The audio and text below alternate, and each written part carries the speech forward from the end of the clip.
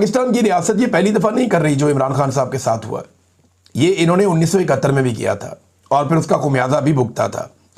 उस वक्त भी इन्होंने कुछ लोगों को सीने से लगा लिया था और कुछ लोगों को धुतकार दिया था। आज भी एस्टेब्लिशमेंट ने मरियम नवाज और बिलावल को सीने से लगाया हुआ है, जबकि सुहेल अफरीदी जैसे मिडिल क्लास का आदमी है ना, ये एलीट क्लास की नुमाइंदगी करते हैं मरियम और बिलावल।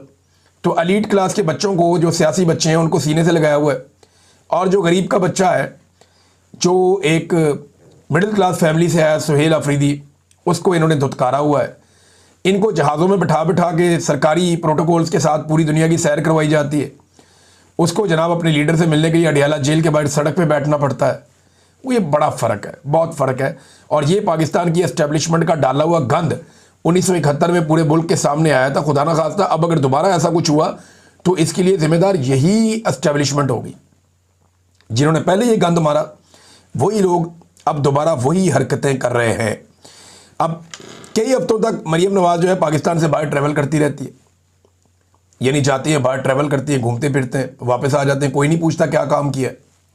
सुहेल अफरीदी इमरान खान से मिलने के लिए अडियाला जेल तक आ जाए अदालती ऑर्डर लेकर, तो उसके ऊपर तनकीद के निश्तर चलाते हैं कि जनाब सूबा कैसे चलेगा।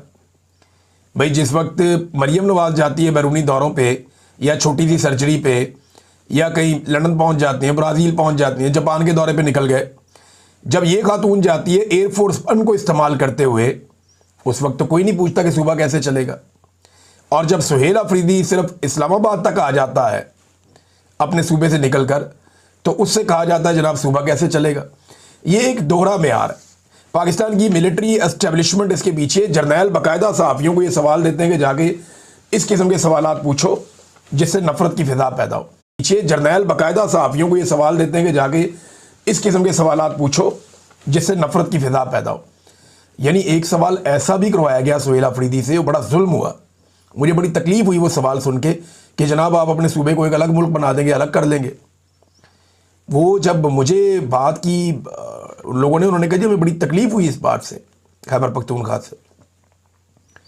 उन्होंने कहा ये एस्टेब्लिशमेंट हमारे साथ करना क्या चाहती है, हम पाकिस्तानी हैं, हम हैं पाकिस्तान, पाकिस्तान हमसे है, हम क्यों पाकिस्तान को दो टुकड़े करेंगे।